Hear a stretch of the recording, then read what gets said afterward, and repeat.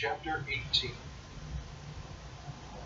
After this I saw another angel with great authority coming down from heaven, and the earth was illuminated by his splendor.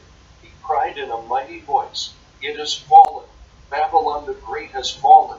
She has become a dwelling for demons, a haunt for every unclean spirit, a haunt for every unclean bird, and a haunt for every unclean and despicable beast. For all the nations have drunk the wine of her sexual immorality, which brings wrath. The kings of the earth have committed sexual immorality with her, and the merchants of the earth have grown wealthy from her excessive luxury."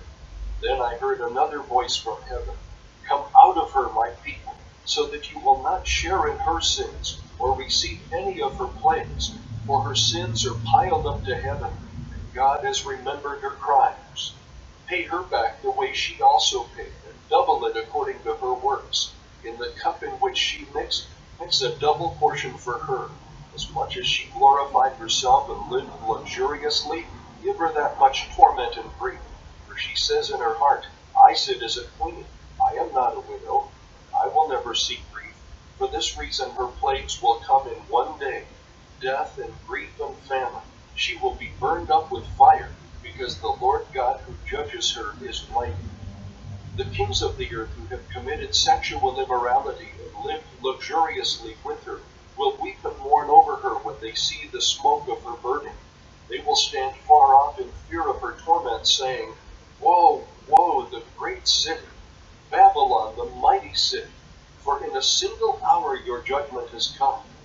The merchants of the earth will also weep and mourn over her, because no one buys their merchandise any longer, merchandise of gold, silver, precious stones and pearls, fine fabrics of linen, purple, silk, and scarlet, all kinds of fragrant wood products, objects of ivory, objects of expensive wood, brass, iron, and marble, cinnamon, spice, incense, myrrh, and frankincense, wine, olive oil, fine wheat flour, and grain, cattle and sheep, horses and carriages, and slaves and human lives. The fruit you craved has left you.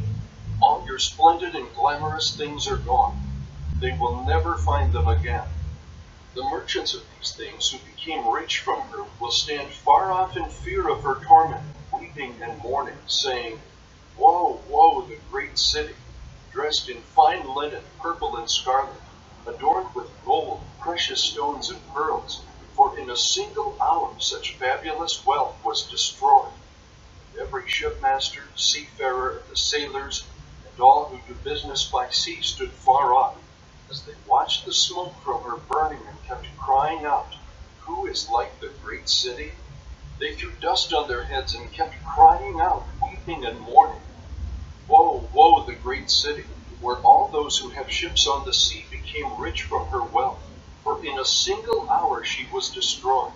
Rejoice over her, heaven, and you saints, apostles, and prophets, because God has executed your judgment on her.